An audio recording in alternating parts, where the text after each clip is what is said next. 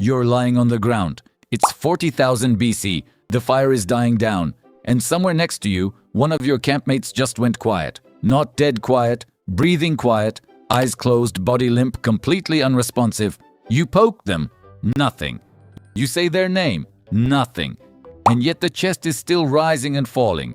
Something is happening here. Something you have never been given a word for. Because words don't exist yet for most things. And this thing especially has no name because nobody has ever stopped to name it. It just happens. Every single night. To every single person. Without explanation. Think about what that actually felt like before anyone told you what sleep was. Before biology class. Before your parents explained it. Before you ever heard the word unconscious. You wake up in a world where a fully alive person can suddenly go completely unreachable for hours at a time, visit places that don't exist, speak to people who are dead, and then snap back like nothing happened. No memory of where they went, no way to prove they went anywhere at all. And this happened to everyone, every night, without exception. That is one of the strangest phenomena a human being can witness. And ancient humans witnessed it constantly, without any framework to explain it. No neuroscience, no REM cycles, no melatonin. Just a person lying there, gone. So they did what humans have always done when they encounter something they cannot explain. They built a story around it, and here is the thing that should stop you cold. Every major civilization across history, cultures that never once made contact with each other, cultures separated by oceans and thousands of years, independently arrived at answers to the same question. What happens to a person when they sleep? And while the details varied wildly, the underlying logic was remarkably consistent. Sleep was not nothing. Sleep was not just the body powering down like a phone left on a charger. Sleep was an event.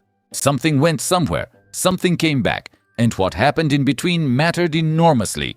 The Egyptians had a theory, the Greeks had a theory, the Mesopotamians had a theory, the indigenous cultures of the Americas had theories, the ancient Chinese had theories. And none of them said sleep is just your brain consolidating memories and clearing metabolic waste. None of them said this is a biological maintenance cycle. They said something far stranger.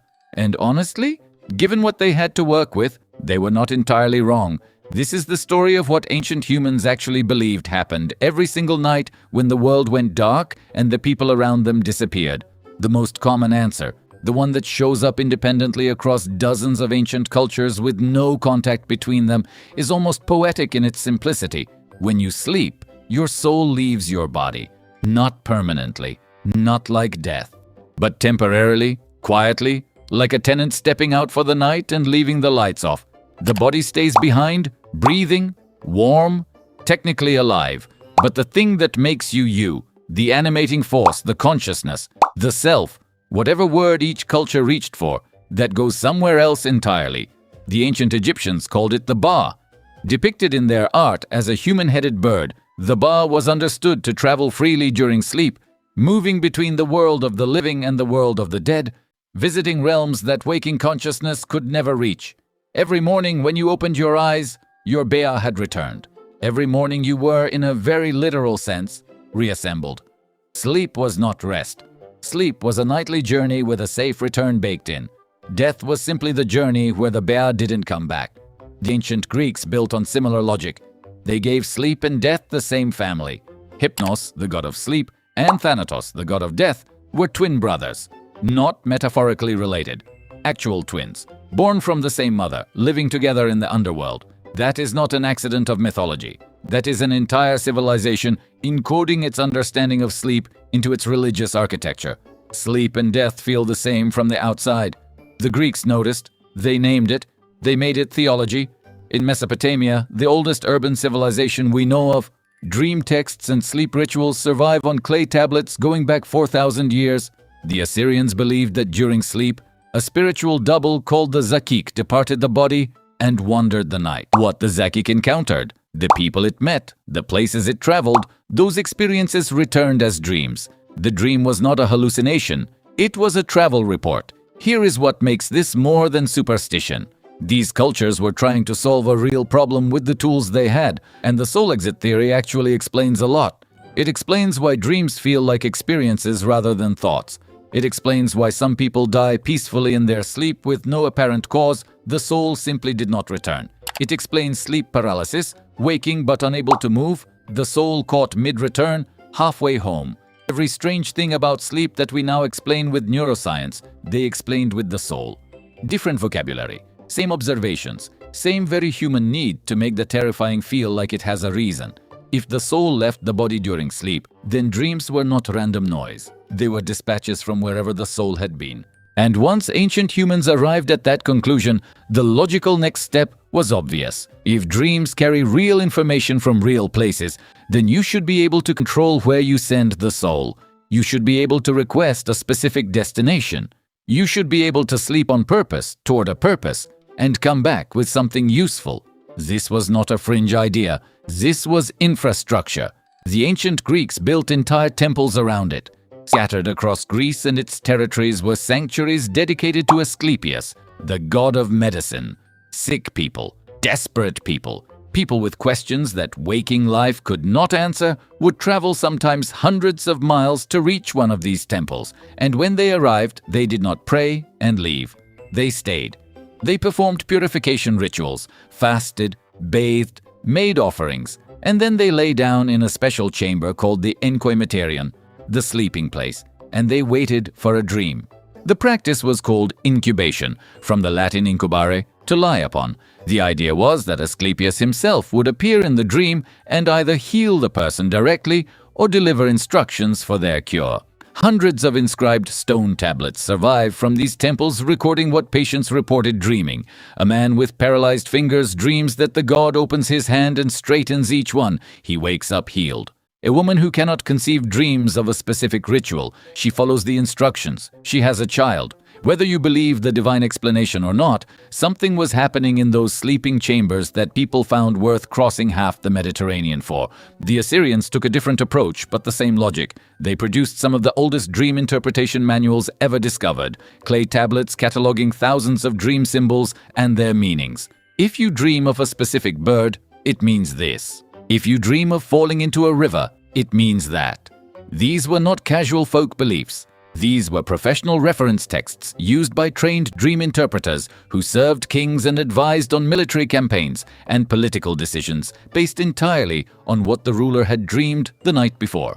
In Egypt, certain temples contained what translators call houses of sleep, dedicated spaces where priests would sleep specifically to receive divine messages on behalf of the people who came to them with questions. You brought your problem. The priest slept. The god answered. Ancient humans did not just accept dreams as they came, they built systems around them, entire professions, entire architectures. Because if the sleeping mind could reach places the waking mind could not, then sleep was not downtime. Sleep was the most important work you could possibly do. Not every ancient theory about sleep was hopeful. Not every culture looked at the unconscious body lying in the dark and saw a soul on a sacred journey. Some looked at the same thing and saw something much darker. They saw vulnerability. They saw a person with their defenses completely down, unable to run, unable to fight, unable to even scream. And they asked a different question entirely, not where does the soul go, but what comes in while it is gone. The night was not empty. The night was full of things that moved when the living were not watching. Across ancient Mesopotamia, texts describe a creature called the Lilitu, a female demon who visited sleeping men, pressed down on their bodies, and drained their vitality while they lay helpless. In medieval Europe, the same creature had a different name, the succubus. In the folklore of the British Isles, it was called the Old Hag. In Newfoundland, the Hag. In China, the ghost that presses. In Brazil, the pisadera. In Japan, kanashibari, which translates literally as bound in metal. Stop and look at that list. Cultures on opposite sides of the planet, with zero contact between them, all describing the same experience with the same specific details. A presence entering the room at night, a weight pressing down on the chest, complete inability to move despite being fully aware, the sense of something watching, something malevolent, something that means harm. Modern sleep science has a clean explanation for this. It is called sleep paralysis. During REM sleep, the brain deliberately paralyzes the body to prevent you from physically acting out your dreams. Occasionally, the brain gets the timing wrong. You become conscious before the paralysis lifts. You are awake, aware, completely unable to move, and your brain, still half in dream state, starts generating hallucinations to explain why you cannot move. A presence, a figure, a weight on the chest, It happens to roughly 8% of people at least once in their lifetime. It is neurologically ordinary. It is also absolutely terrifying every single time. Ancient humans experienced exactly what you would experience. That same crushing weight, that same paralysis, that same overwhelming sense of a malevolent presence in the room. And without neuroscience, without any framework for understanding what the brain does during sleep, they did the only rational thing available to them. They concluded something was there, something real. Something that came specifically for the vulnerable, for the sleeping, for the unguarded. They were not imagining things. They were describing something genuine. They just did not yet have the language to know the monster was coming from inside the house. You fell asleep last night. You probably did not think much about it. You got tired, you lay down, your eyes closed, and at some point, the world stopped. And then hours later, it started again, and you were still you, more or less. And you made coffee and checked your phone and moved on with your day. For almost the entire span of human existence, that sequence of events was one of the most profound and unsettling things a person could experience. And the most remarkable part is not that ancient humans got the explanation wrong. The most remarkable part is how hard they tried to get it right. Every theory in this video, the traveling soul, the divine message, the demonic visitor, was built from the same raw material you have right now. A body that goes unconscious every night. A mind that generates vivid experiences during that unconsciousness. A self that wakes up unable to fully explain where it just was. Ancient humans looked at exactly what you look at every morning, and they asked the only question that made sense. What just happened to me? Here is what should genuinely humble you. Modern neuroscience, with brain imaging technology and decades of sleep lab research and more computing power than every ancient civilization combined, still cannot fully answer that question. We know a great deal about what the brain does during sleep.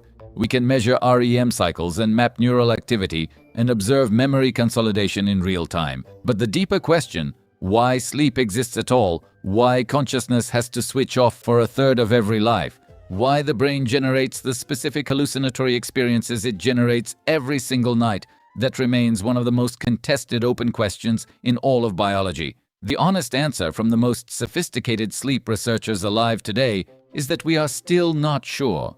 Which means the ancient Egyptian lying in a temple waiting for his bae to return, and the ancient Assyrian priest cataloging his dreams onto a clay tablet, and the terrified farmer convinced a demon had sat on his chest, all of them were doing exactly what we are still doing. Staring at one of the deepest mysteries of human existence and reaching for whatever explanation felt true. The tools changed. The mystery did not. Tonight, you will close your eyes and go somewhere. You will have experiences that feel completely real and then dissolve the moment you try to hold them. You will return to your body without remembering the journey. And in that moment, without trying to, without knowing it, you will be doing something humans have done every night for 100,000 years. Something nobody has ever fully explained. Something that still, even now, does not have a complete answer. The ancient humans were not wrong to think sleep was extraordinary. They were just early.